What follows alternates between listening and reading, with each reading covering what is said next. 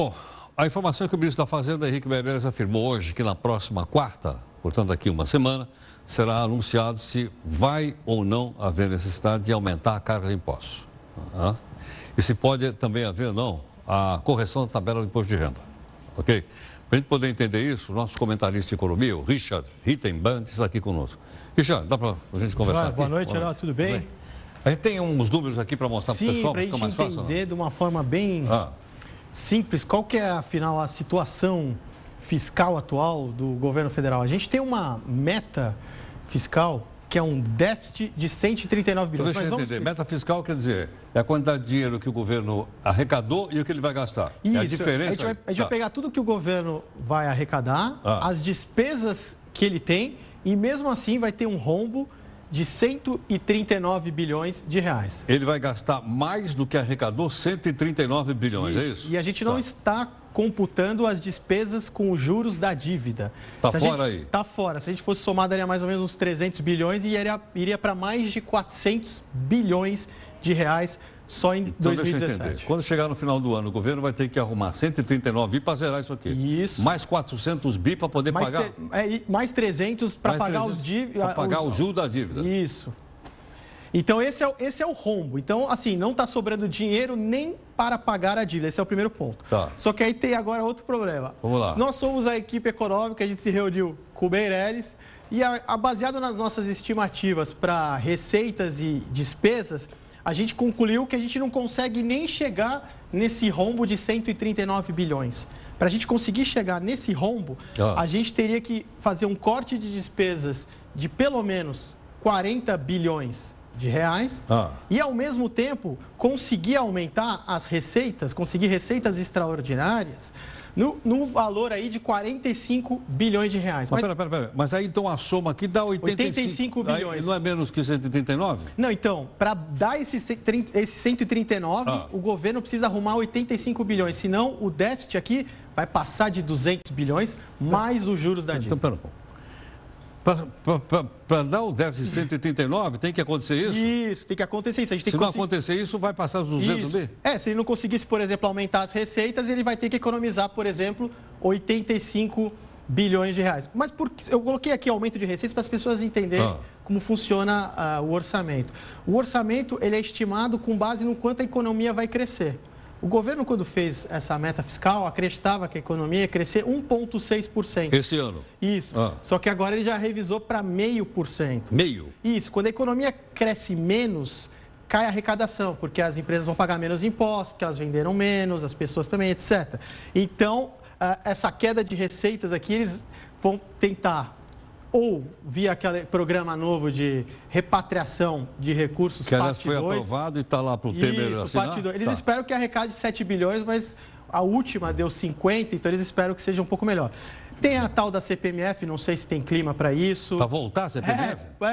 Tem a CID sobre os combustíveis, IOF, mas se você fizer uma simulação ali de um mix de impostos, você não consegue escapar também de um corte de despesas. Mas aí tem aquela questão que as pessoas poderão levantar. Mas para que não corta os gastos, esses 85 bilhões de uma vez, né? Será que tem clima com a base aliada de você efetuar cortes bruscos no orçamento, com o Congresso todo fragmentado, como a gente tem de tantos partidos, que você tem que agradar muita gente para você conseguir os votos? O Congresso podia ajudar. O Congresso custa 10 bi por ano. Eles podiam gastar metade, 5 bi, e colocava 5 bi aqui na Então, só para as pessoas entenderem, é isso. Então, o governo, o que ele arrecadou e o que ele vai gastar, ainda vai faltar, que ele tem que complementar 139 bilhões de reais, mais os juros da dívida, que dá mais ou menos uns 300 bilhões. Sabe qual é a conclusão do que eu estou chegando, do que você está falando? O homem, quarta-feira que vem, vai mandar aumentar o imposto. Então, a tendência é apresentar algo mesmo. E para as pessoas entenderem, por que um orçamento desequilibrado é ruim?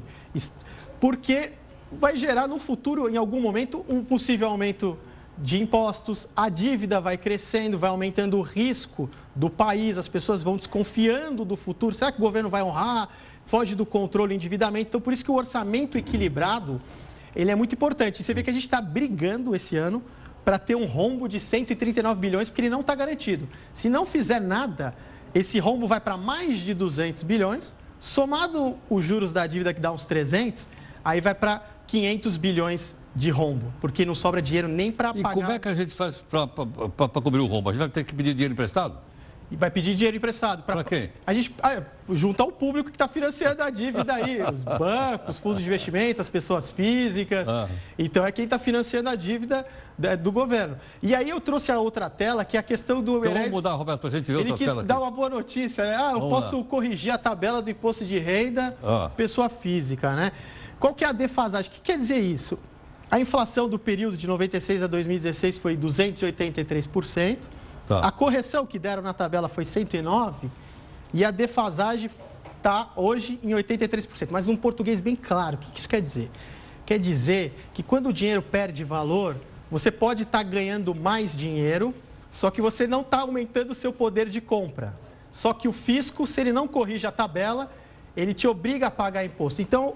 Quer dizer, a não correção da tabela é uma forma direta de aumentar a carga tributária. Exatamente. É isso, por exemplo, hoje, quem ganha mais de R$ 1.900 já entra naquela alíquota de 7,5%. Se a tabela tivesse sido corrigida, quem ganha R$ 3.400 por mês estaria na faixa de isento. Se ela fosse corrigida pela inflação. Tá. Ou seja, tem muitas pessoas que estão pagando mais impostos do que deveriam. Agora, te perguntar, é possível que o governo de volta ao passado, não é da sua época, mas é da minha, a alíquota máxima não era 27,5% como é hoje, era 35%.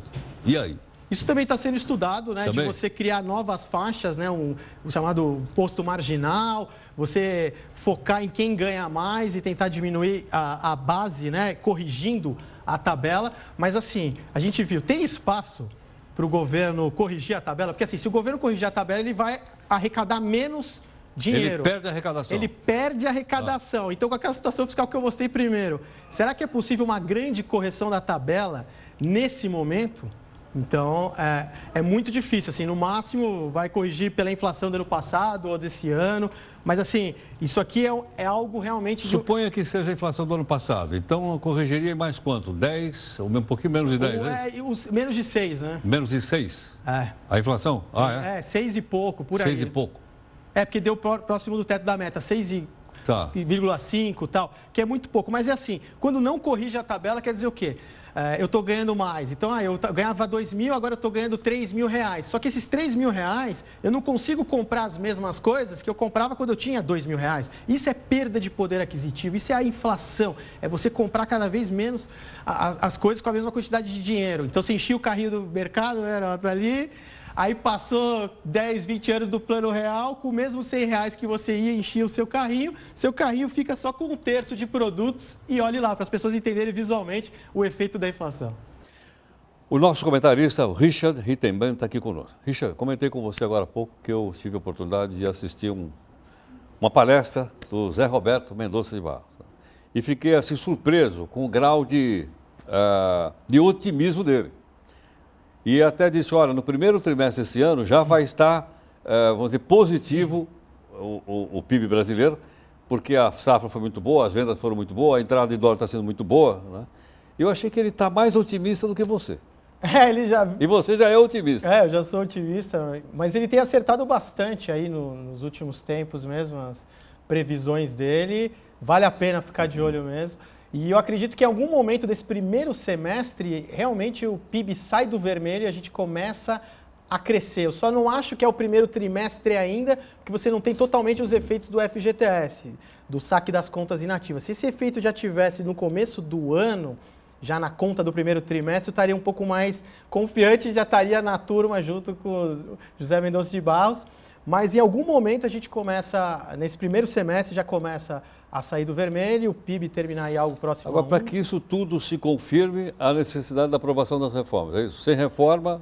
A gente já teve hoje um exemplo, né, do olhar externo com a mudança de perspectiva da nota de dívida do Brasil, da dívida externa, das agências de rating Moody's, né, que elevou essa perspectiva. Eu já vinha monitorando isso no mercado, já tinha até comentado com você que o mercado já tinha elevado, né, a nota do Brasil e as agências iam com um certo atraso, mas a Moody's até que já foi um pouco mais agilizada. E tenho a impressão de que cumprindo essas pautas de reformas, a gente equilibrando as contas públicas, você equilibra a dinâmica perversa da dívida pública, a trajetória que ela tem, E aí você começa a entrar num círculo virtuoso, né? Aí pode recuperar o grau de investimento, pode derrubar a taxa de juros estruturalmente, que é o quê? A gente derrubar ela e não precisar ficar abaixando, depois subindo muito. Você vê, hoje saiu a decisão dos Estados Unidos, eu sempre lembro de você.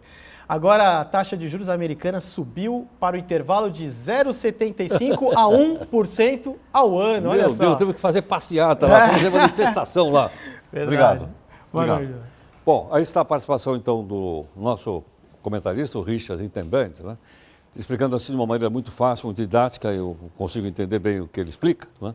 Para que a gente possa entender as contas do país, que são contas muito grandes. Você vê, é bi para cá, bi para lá. Mas eu acho que vai ficando claro. Aos poucos a gente vai entendendo um pouquinho aqui e ali e formando opinião a respeito também desse assunto. Já já a gente volta.